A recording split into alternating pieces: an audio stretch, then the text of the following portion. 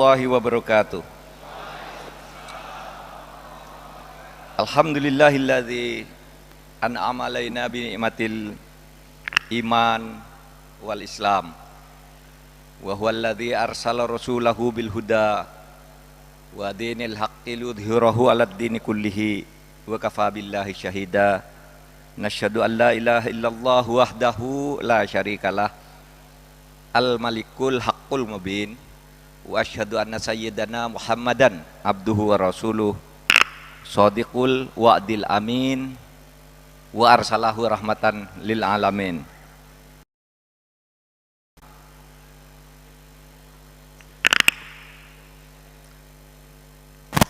Ya, yang terhormat Rais Am atau pimpinan umum Hidayatullah Kiai Haji Abdurrahman Muhammad, kemudian Ketua Umum Tanfidiyah atau DPP Hidayatullah Dr. Kiai Haji Nasirul Haq LC ME, Mustasyar atau Ketua Dewan Pertimbangan Bapak Hamim Tohari, pengurus pusat dan wilayah Hidayatullah di dan dari seluruh Indonesia, para dai Hidayatullah dari seluruh Indonesia, yang terhormat juga Profesor Rohmin Dahuri ini menemani saya dari Jakarta.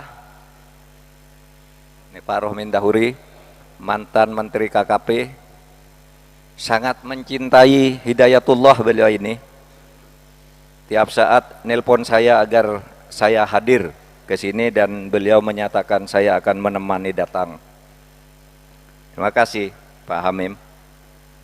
Hadirin sekalian, pertama tentu saya mengucapkan terima kasih yang tak terhingga atas kehormatan yang diberikan kepada saya untuk kembali hadir di Hidayatullah ini dalam rangka Silaknas, Silaturahmi Nasional. Saya diminta atau diberi judul tadi sudah dibaca oleh moderator atau oleh MC, bicara soal bersama menyelamatkan Indonesia. Biasanya kalau ada judul tuh didahului dengan masalahnya apa sih kok milih judul begitu, ya kan? Kalau orang biasa belajar di kampus gitu kan, biasanya sebelum sampai ke judul tuh ada masalahnya. Kenapa kok harus bicara gini? Kan ada masalahnya gitu. Apakah Indonesia ini sudah sekarat tidak akan selamat atau apa gitu kan? Itu pertanyaan-pertanyaan, dan itu pertanyaan ini sangat dalam. Judul yang diberikan kepada saya ini sangat dalam. Oleh sebab itu izinkan saya bicara agak sistematis, mulai dari hal-hal yang Bapak dan Ibu sekalian sudah ketahui, mulai dari situ dulu. Lalu kita lihat masalahnya nanti apa di Indonesia ini. Maka pertama, saya akan bicara tentang peran dan posisi umat Islam di Indonesia ini. Saudara sekalian, sering orang berkata, apa peran umat Islam di Indonesia ini? Posisinya di mana sekarang? Kita lihat ini. Saudara, Indonesia ini merdeka dulu itu tidak lain karena peran umat Islam yang sangat besar untuk membangun sebuah negara Indonesia yang merdeka. Jadi pikirannya di zaman penjajahan itu dulu, kalau Indonesia itu tidak merdeka, kalau umat Islam tidak punya negara yang merdeka, maka umat Islam ini tidak akan leluasa beribadah.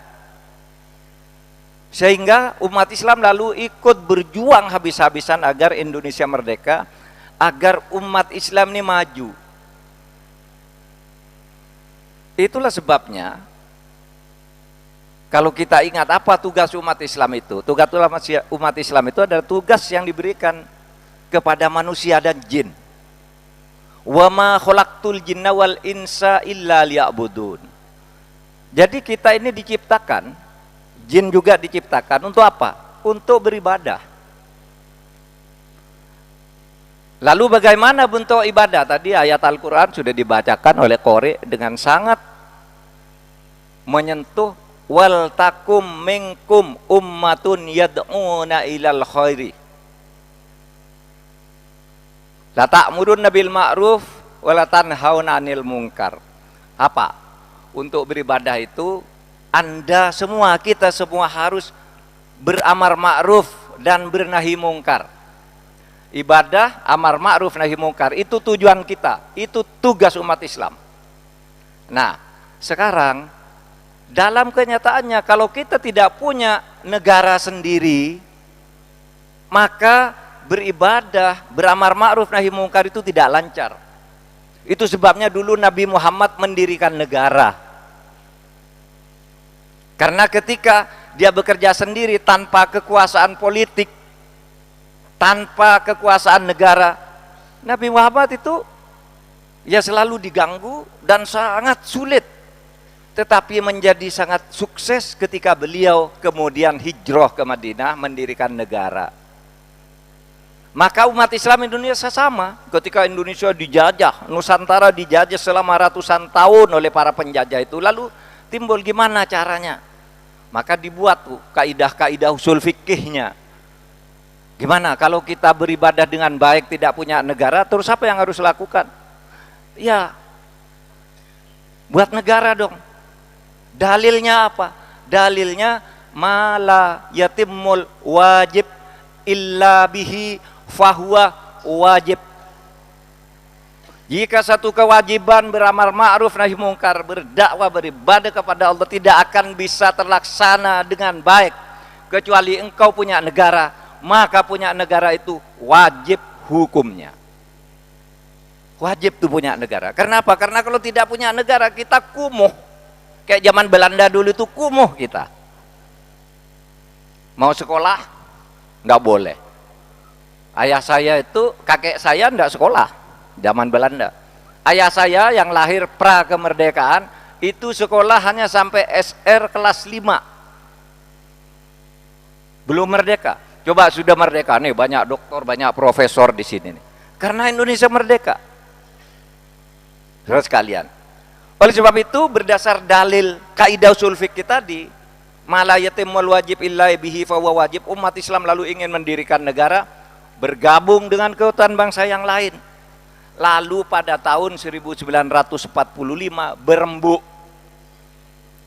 Mau mendirikan negara macam apa kita ini? Kita sudah mau merdeka, Jepang sudah memberi janji akan merdeka. Negara yang akan dirikan apa? Umat Islam usul negara Islam.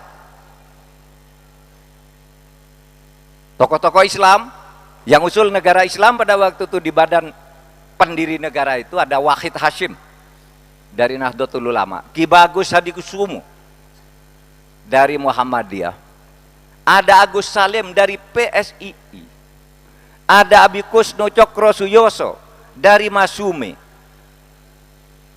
Sukiman Wiryo Sanjoyo, intelektual muslim, itu mendiri usul kita dirikan negara Islam aja. Tapi pada waktu itu jangan, ada yang bilang jangan negara Islam. Kenapa? Kita dirikan negara yang lebih modern. Apa negara modern? Negara kebangsaan demokratis, negara yang terbuka, negara yang kosmopolit. Yang usul begitu tuh orang Islam hebat-hebat juga, bukannya orang tidak Islam yang tidak setuju negara Islam itu. Siapa misalnya? Bung Karno. Tidak setuju negara Islam. Padahal dia itu santri, aktivis Muhammadiyah. Bung Hatta tidak setuju negara Islam. Beliau itu orang Minang. Nenek moyangnya, kakek-kakeknya, kakek mamanya udah pergi haji waktu itu karena Islamnya kuat. Untuk saat itu orang pergi haji itu udah Islamnya bagus banget. Hatta tidak setuju negara Islam. Muhammad Yamin orang Minang juga tidak setuju negara Islam. Sehingga terjadi perdebatan. Kata Bung Karno, di dalam Islam itu tidak ada perintah mendirikan negara dengan bentuk tertentu. Mendirikan negara itu wajib tapi bentuknya bebas. Yang Islam menginginkan enggak, kita harus bentuk tertentu. Seperti Al-Khulafaur Rasyidin atau Al-Khulafaur Rasyidun. Terjadi perdebatan, dalilnya sama-sama kuat, maka disepakatilah kita mendirikan negara kesatuan Republik Indonesia sebagai negara berketuhanan. Itulah negara Pancasila. Dengan demikian, pada tahun 45 kita putuskan kita mendirikan negara kebangsaan, negara kosmopolit. Lalu kan kemudian kalau orang Islam itu, kalau loh kita mendirikan negara Islam tidak bisa, padahal dalilnya mala yatimul wajib illa bihi fahuwa wajib. Dicari dalil berikutnya. Karena tidak bisa didirikan negara Islam seperti diperjuangkan oleh Wahid Hasyim dan kawan-kawan, sesudah diputuskan kok bukan negara Islam, maka dalilnya ketemu. Apa berikutnya? Mala yudroku kulluhu la yudroku julluhu. Kalau engkau tidak bisa mengambil seluruhnya, oleh karena engkau tidak bisa mendirikan negara Islam Indonesia, maka jangan tinggalkan Indonesia yang kamu dirikan ini. Tapi berjuanglah di sisa-sisa peluang yang tersedia. Bangunlah Indonesia ini bukan sebagai negara Islam, tetapi negara yang dipenuhi dengan nilai-nilai Islam. Apa? Ketuhanan, kebebasan beribadah. Taruhlah kalau di dalam fikih Islam itu, jadi dalam kaidah Islam itu yang disebut apa? Al-maqasid asy-syar'i. Maksud didirinya negara menurut Islam itu apa sih? Ada 5. 1, hifdzuddin, menjaga, memelihara kebebasan beragama. Ada enggak di Indonesia? Ada. Yang kedua, hifdzun nafas, menjaga keselamatan jiwa manusia. Ada enggak di negara ini? Ada. Yang ketiga, hifdzul mal, menjaga kepemilikan atas harta benda warga negara. Ada enggak? Ada hukumnya. Menjaga kesucian keturunan. Ada enggak hukumnya? Ada. Bahwa kawin itu harus dilakukan secara sah menurut agama itu antara laki-laki dan perempuan. Itu untuk menjaga kemurnian keturunan. Wa hifdzul aql, menjaga akal sehat. Itu tujuan syariah tentang adanya negara. Ada enggak tuh di Indonesia? Ada. Nah dari situlah dalil tadi masuk, mala yudroku kulluh la yudroku kulluh atau julluh. Masuk meskipun ini bukan negara Islam namanya, kamu bisa masuk berperan di situ. Sehingga yang kita perjuangkan apa?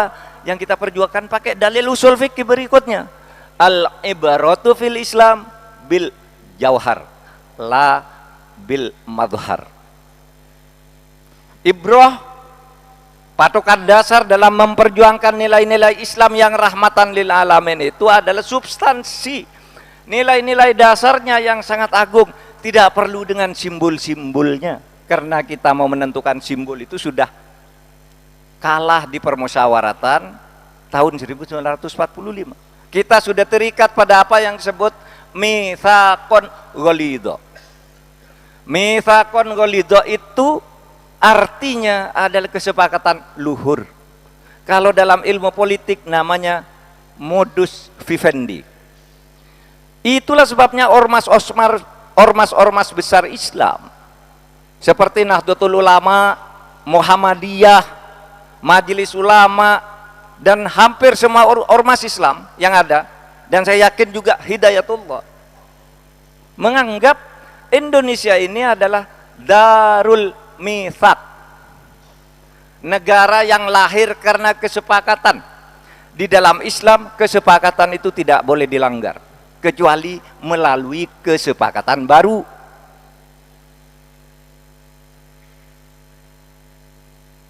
NU, Majelis Ulama nyebut Indonesia Darul Mitsaq, negara hasil perjanjian.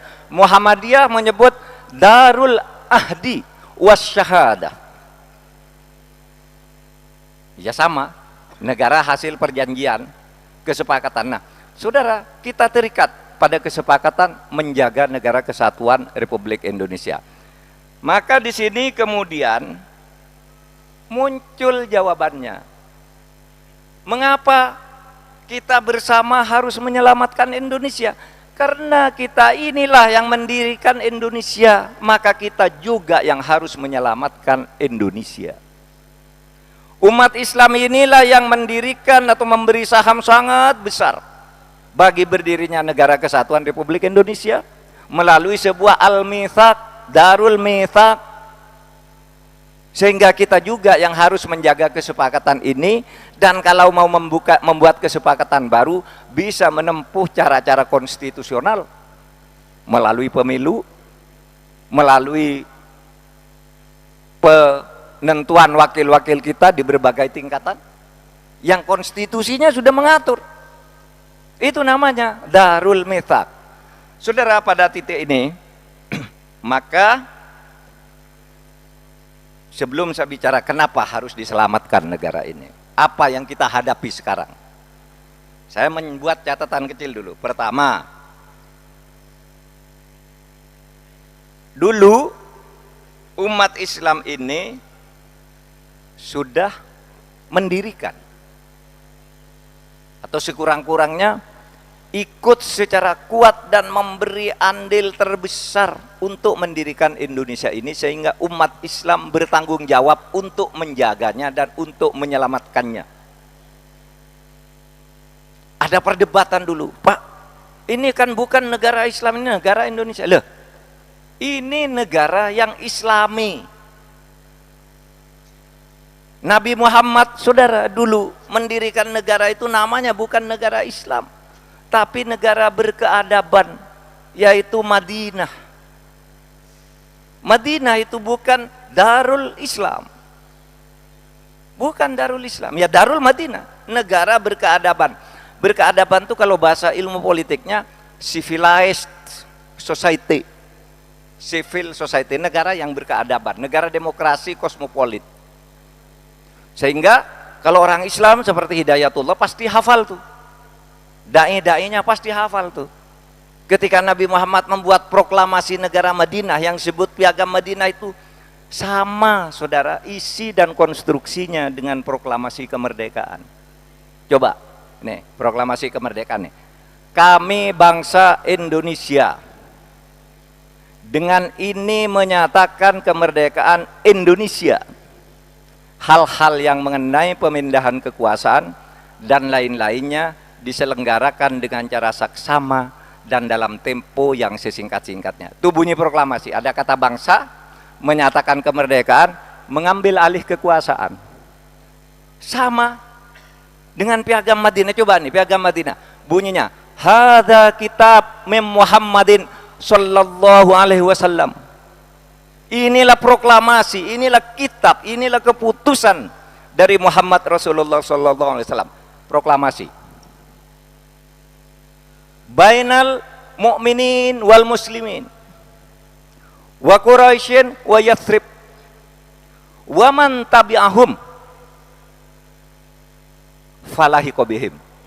Antara orang mukmin, orang Islam, orang Yathrib, orang Quraisy dengan suku-sukunya yang banyak, wa man tabi'ahum, agamanya beda-beda, falahiqa bihim, menyatakan kemerdekaan.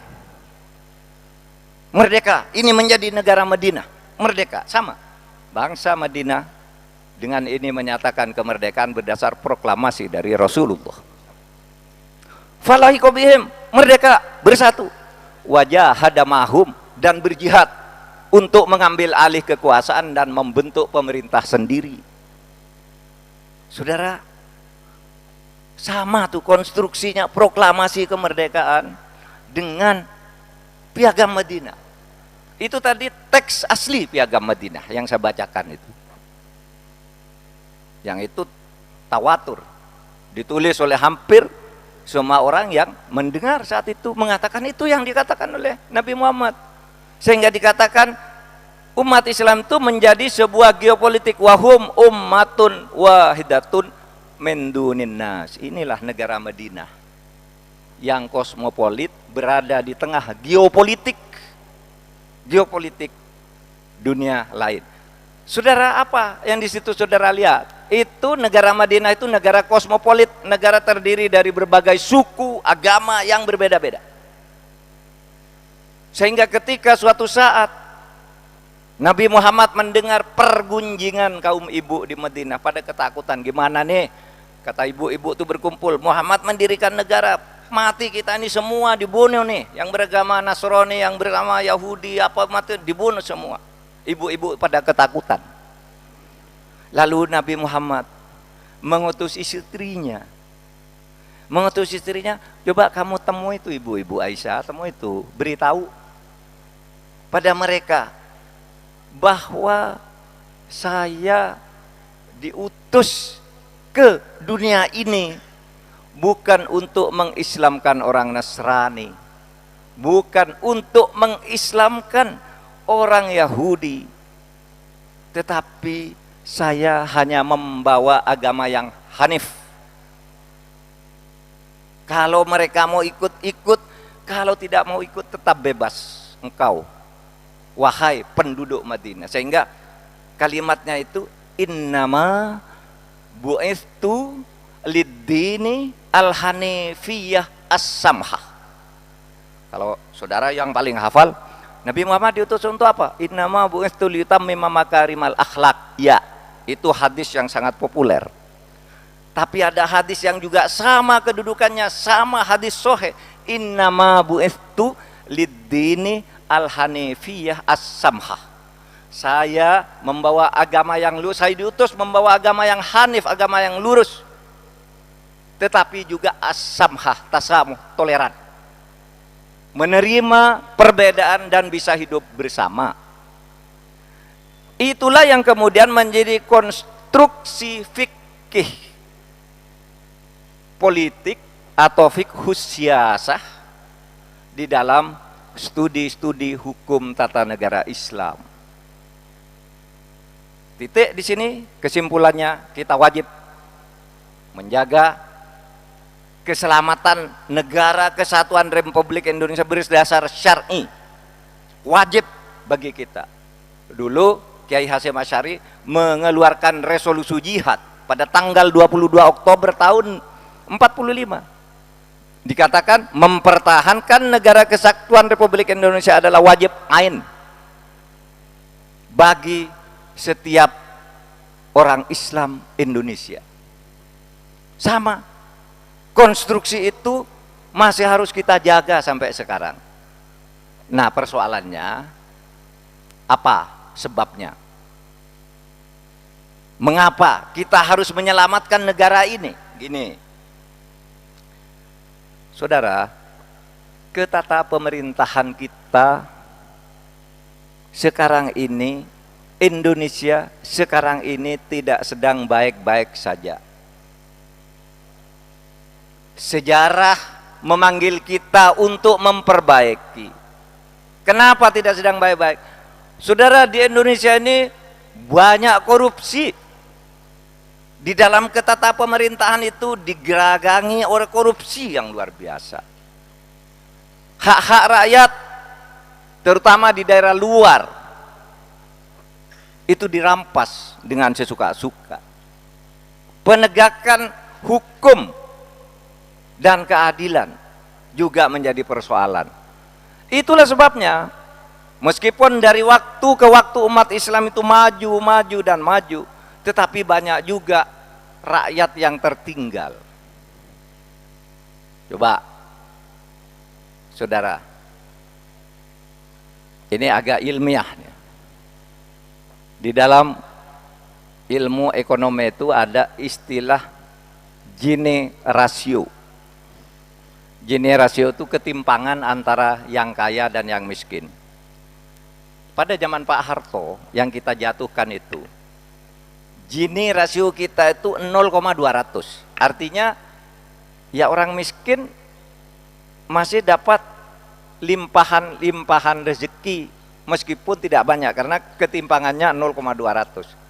Tapi begitu Indonesia masuk ke reformasi nih, Gini rasionya sampai 0,415 di tahun 2014. Menurut teori, negara-negara yang ketimpangan itu artinya apa? Kekayaan itu menumpuk di atas lebih banyak daripada yang terbagi ke orang miskin. Sehingga kalau kita katakan, kok Indonesia pertumbuhannya bagus, kenapa Gini rasionya lemah? Karena kekayaan menumpuk di atas. Kekayaan menumpuk di orang-orang tertentu. Lahan dikuasai oleh industri-industri asing. Itu maka Gini rasio itu timpang. Teorinya sebuah Gini rasio dari 0 sampai 500, 0,00 sampai 0,500. Kalau sebuah negara Gini rasionya sudah sampai 0,500, negara itu bubar. Karena di situ ada ketidakadilan. Saudara tahu Libya yang katanya hebat kaya raya itu jatuh. Kenapa? Karena Gini rasionya pada waktu itu mencapai 0,438. Kaya kan Libya. Tetapi konon kekayaannya itu menumpuk di tangan Gaddafi dan para koroninya. Rakyat diprovokasi oleh Amerika, lawan tuh pemerintahan, jatuh. Campur tangan Amerika ada enggak? Ada. Tunisia, Ben Ali di Tunisia, kaya raya dia, tapi Gini rasionya 0,438 juga, jatuh dia, diusir oleh rakyatnya. Mesir Husni Mubarak sama, Gini rasionya di atas itu. Nah saudara, dalam 9 tahun terakhir ini dari 0,415 Gini rasio kita tekan per hari ini sudah alhamdulillah 0,388, tapi masih timpang 0,388 itu. Seharusnya lebih atau kurang dari 0,200 karena orde baru aja 0,200. Masa sekarang 0,388?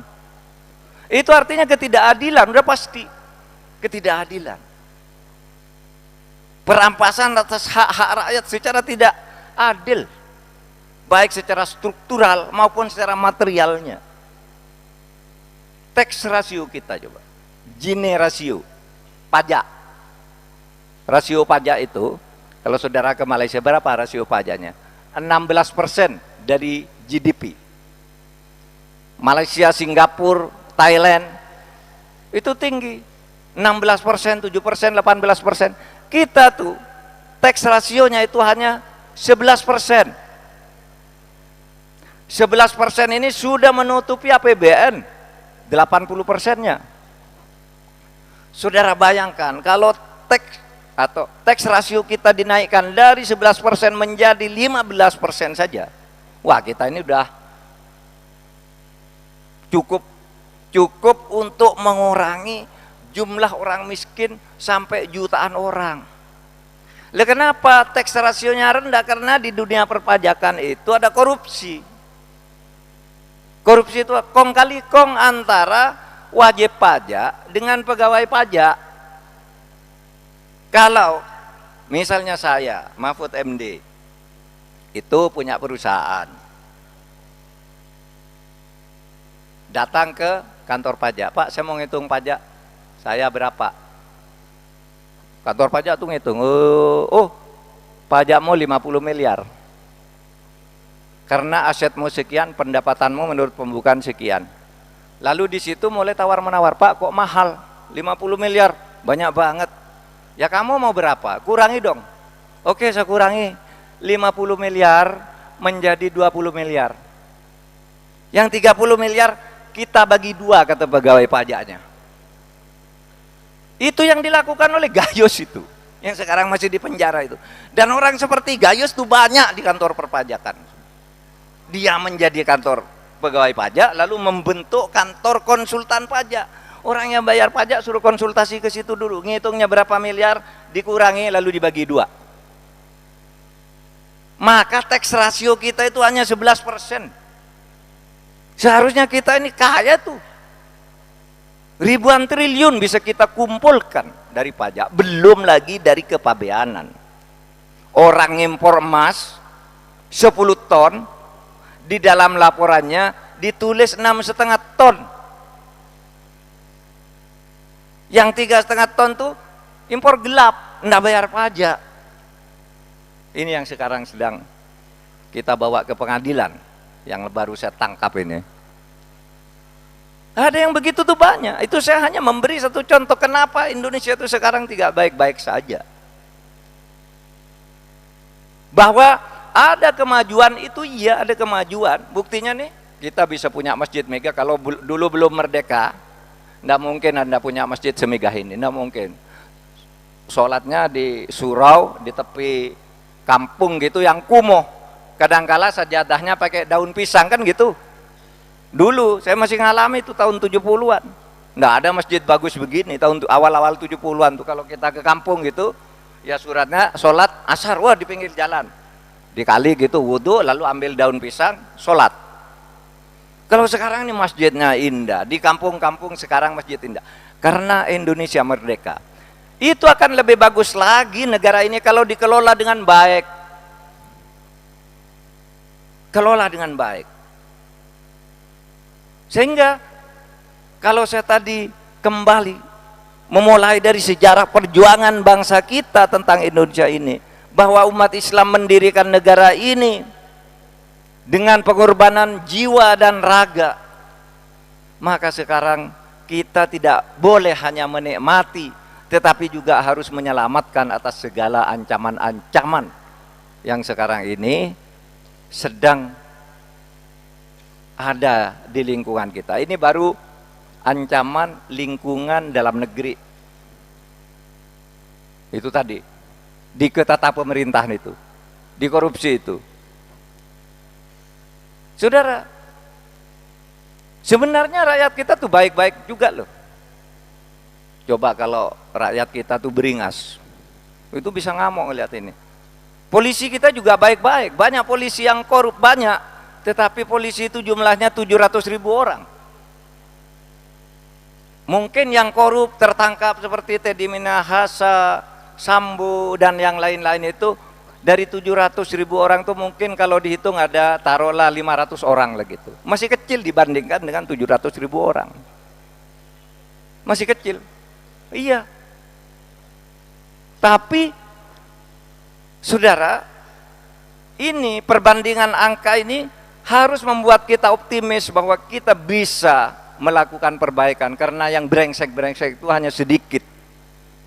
Hanya kebetulan dia duduk di pucuk-pucuk kekuasaan yang menentukan. Nah, pucuk-pucuk kekuasaan yang menentukan inilah yang kita ubah agar dia mampu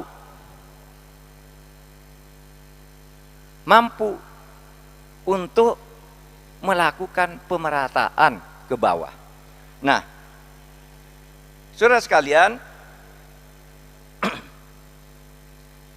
saya kira itu yang pokok sebagai tausiah, kalau mau anggap tausiah. Itu bukan kampanye. Karena tadi Pak Hamim kan bilang, Hidayatullah ini tidak memihak salah satu hal, dan memang Hidayatullah ini tidak perlu dikampanyei. Tidak perlu kamu milih ini udah pintar-pintar. Saya lihat tadi Hidayatullah ini orang kelas menengah ke atas nih pengelolanya. Tidak usah dikampanyei, sudah milih sendiri siapa yang harus dipilih, siapa yang tidak. Iya kan? Tidak ada, saya tidak kampanye siapa-siapa. Pilih saja yang benar untuk ketata pemerintahan kita ini agar baik. Mengapa kita lakukan itu? Karena kita cinta kepada bangsa dan negara ini, yang telah memberi kepada kita kehidupan, yang telah menjadi ibu kita, ibu pertiwi, sehingga kita bisa hidup nyaman, hidup bebas, dan kenyamanan serta kebebasan ini tidak boleh dirampas atau diganggu oleh ketata pemerintahan yang jorok. Ketata pemerintahan kita harus bersih, saudara, dan itu bisa dilakukan karena kita ini orang-orang beradab, pengikut Nabi Muhammad, pengikut Madinah, negara yang berkeadaban, negara dan bangsa yang keadaban, yang cinta kepada tanah airnya, cinta kepada agamanya, cinta kepada tanah airnya. Itu dulu waktu saya kecil. Ya, saya kira waktu Pak Hamim kecil juga kalau diajari lagu itu atau ditulis, mudah-mudahan berguna bagi bangsa, negara, dan agama. Selalu ikut Pak ya dulu ya. Kalau dipesan oleh orang tua gitu, bangsa, negara, dan agama. Jadi cinta kepada agama itu sama cinta kepada bangsa dan negara. Maka itu ada yang merumuskan kata narasi hubbul waton minal iman. Cinta kepada tanah air itu bagian dari iman. Tetapi bagian dari iman itu bukan rukun iman. Kan sering orang bedakan, loh Pak, rukun iman kan sudah 6. Ya 6 rukun iman tuh. Percaya kepada Allah, kepada Rasul, kepada malaikat, kepada kitab, kepada hari akhir, kepada takdir, itu 6 udah. Tapi iman itu kata Nabi ada 77 tingkatannya. Apa yang paling tinggi? A'laha la ilaha illallah Muhammadur Rasul. Iman yang tertinggi mengatakan tidak ada Tuhan selain Allah, Muhammad Rasulullah. Wa adnaha imatatul ada anit tariq. Yang paling rendah itu kamu cukup membuat kerikil dari tengah jalan, itu sudah bagian dari iman. Karena kamu melaksanakan perintah Allah untuk membuat kebaikan, itu refleksi dari iman. Ya kan? Dari 77 tuh. Nah, di tengah, di antara yang tertinggi dan yang terendah ada nasionalisme. Sehingga ada orang mengatakan hubbul waton minal iman. Maka kalau di Jawa dulu muncul apa? Lagu Indonesia Raya dalam bahasa Arab. Ya kan? Indonesia dalam bahasa Arab tuh yalal waton, yalal waton, yalal waton, hubbul waton minal iman. Ya kan? Indonesia biladi, Indonesia negeriku. Kalau di Muhammadiyah sang surya, untuk membangun negara dan bangsa. Apa? Lagu sang surya. Kalau NU tuh ya lal waton, ya lal waton, ya lal waton, hubbul waton minal iman. Nah itu. Tapi kalau Muhammadiyah sang surya telah bersinar, syahadat dua melingkar. Nah, syahadat nih, warna yang hijau berseri membuatku rela hati. Nah itu kan, rela hati untuk apa? Untuk berjuang bagi kebangkitan bangsa ini, karena matahari sudah terbit, tidak boleh kita tidur terus lawan penjajah. Itu kan sama dengan Indonesia Raya kan itu, cuma dengan ekspresi yang berbeda-beda. Di Aceh itu ada lagu berbahasa Arab tahun 1930. Lagu orang-orang Aceh yang kalah perang terhadap Belanda pada waktu itu. Tengku Umar Cut Nyak ditangkap kalah. Kemudian apa? Orang Aceh ingin berjuang. Maka pada saat itu muncullah lagu-lagu nasionalisme berbahasa Arab. Bunyinya begini. Ya abna ana jinsana Indonesia, kum min naumikum wandur ila wapnikum. Wahai anak-anakku, kebangsaan kita ini jinsana Indonesia, kebangsaan kita ini Indonesia. Kum min naumikum wandur ila wapnikum. Bangun kamu dari tidurmu, lihat tuh tanah airmu sekarang sedang dalam penderitaan. Kalau sekarang sama, wahai saudara sekalian, kita nih orang Indonesia, lihat nih negara kita nih banyak karut marut, mari kita bersihkan ini. Sama dengan itu, iya kan? Bahkan di Aceh itu lebih keras lagi. Tadi ya abna'ana jinsana Indonesia kum min naumikum wandur ila watnikum, ada lagi watoni, judulnya itu, lagunya itu watoni anta hayati, ya watoni anta abunli salisun min abawaini watoni anta hayati wa muna nafsi wa aini. Indah ini lagu, seperti lagu apa, Rayuan Pulau Kelapa, indah, sejuk. Itu nasionalisme. Apa katanya? Watani anta bunli, wahai tanah airku Indonesia, engkau adalah ayah bagiku. Salisun min abawaini, orang tua yang ketiga sesudah ayah dan ibuku, maka disebut ibu pertiwi. Watani anta hayati, wahai tanah airku, engkau adalah tempatku hidup. Wa muna nafsi wa ainai, dan tempat saya berharap, tempat saya memberi puja-puji di dalam seluruh hidup dan pandanganku. Coba, ini nasionalisme kita, sehingga kita jangan berpikir bahwa negara kita ini hanya milik kita, milik bersama, karena Indonesia itu adalah agama kemanusiaan, Islam itu adalah agama kemanusiaan. Sehingga kalau Al-Quran itu menyebut wa ma arsalnaka illa rahmatan lil alamin, tidak disebut rahmatan lil arabiyyin, tidak disebut misalnya rahmatan lil indonesiyin. Alam itu seluruhnya, orang yang sama, orang beda, bertempat tinggal di sana, rasnya apa, ininya apa, itu bagian dari alam kalau dari sudut kemanusiaan. Nah, saudara sekalian, saya cukupkan sekian. Mudah-mudahan hidayatullah terus berkembang, terus memberi hidayah. Setelah mendapat hidayah dari Allah, hidayatullah, lalu menyebarkan hidayah itu ke seluruh Indonesia sebagai bagian dari rahmat untuk seluruh alam. Waqul rabbighfir warham wa anta arhamar rahimin. Assalamualaikum warahmatullahi wabarakatuh.